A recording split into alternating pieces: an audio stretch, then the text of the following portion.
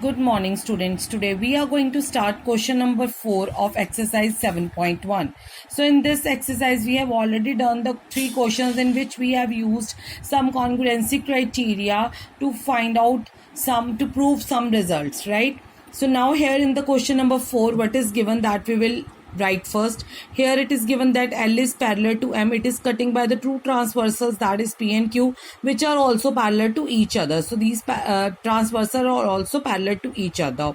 There is a one more transversal which is joining from A to point C, and this is also the transversal of L and M parallel lines. So now we want to prove that ABC triangle is congruent to triangle CDA. ABC is congruent to CDA, right? So we want to prove this. Now from where we can start? We can start from our AC. We can easily see that AC common. Now where are the angles or where are the other sides which we can use? So we can use the angles. How? If L is parallel to M, their subparts will also be parallel. So AD is also parallel to BC. So for that AC is a transversal. If AC is a transversal, we can say that angle 1 is equals to angle 3, alternate angles, not 2 and 4, because this is not touching here.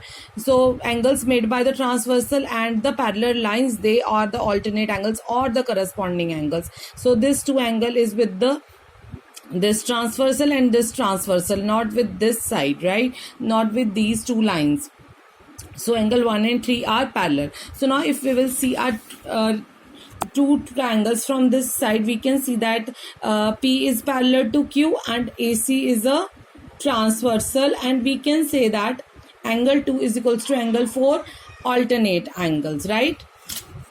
So we have got here angle 1 is equals to 3, 2 is equals to 4 by the alternate angles. So by which we can say that angle side angle. So both the triangles are congruent. Now we will start with the question number 5. This is my question number 5. This we have already done in the 6th class. By constructing it, there are the two lines which is meeting each other at point A. So now what is given here, line L is the bisector of the angle A. This line bisects angle A, so my 1 is equals to angle 2. Then you will draw the perpendicular bisector from point on this line and on this line. Then you will draw here you can draw the perpendicular bisector which is meeting this line at point B. Now what you have to prove? You have to prove that these two triangles are congruent and your BP is equals to BQ. This we have done in 6th class by just measuring it with the help of the scale. Now we will prove this with the help of congruency or by CPCT.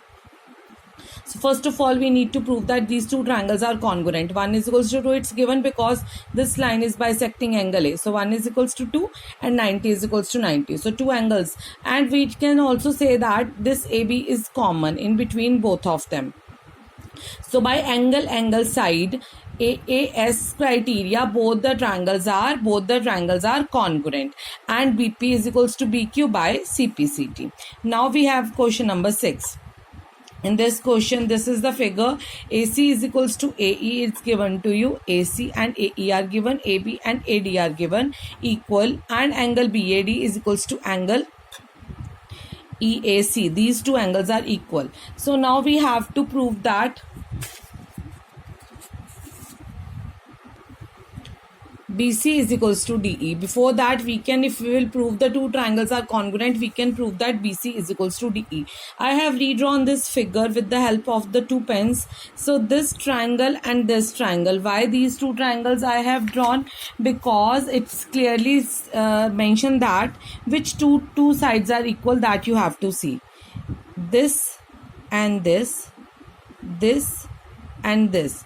So it can be the part of one triangle, it can be the part of the another triangle. Then only we can say that the two triangles are congruent. Okay, so here which two triangles you need to take? You can't take like ABD because these are the part of only this triangle only. So we have to take the another in which AB is equals to AD, and AD should be the part of the another triangle. Which triangle AD is the another part? Which I have drawn with the red pen. ADE.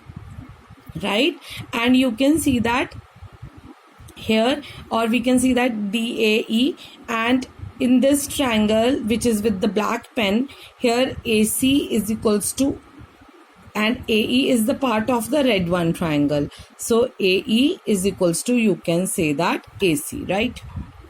Now in these two triangles, these are equal, and what else is given? That BAD is equals to CAE or EAC. But for if I will take these full two triangles, I need this angle should be equals to this angle. Only then by SAS criteria these two triangles will be congruent. Now you can see that this is the angle and this is the triangle, but I want to prove this angle is equals to this angle. So this portion is missing in both the angles. If we will add this much angle, this small angle, that is DAC angle, in both of them, what we will get? Here also we will get full angle BAC, and here also we will get full angle DAE. So we will add DAC in both of them, and we will get BAC is equals to DAC. So I need this angle. So my two sides and one angle is equal, and the included angle is equal. So by SAS criteria, the two triangles are congruent, and BC is equals to DE. So now my question number 6 is also finished, students. Please complete these questions in your fair notebook and practice them. Thank you. Have a nice day.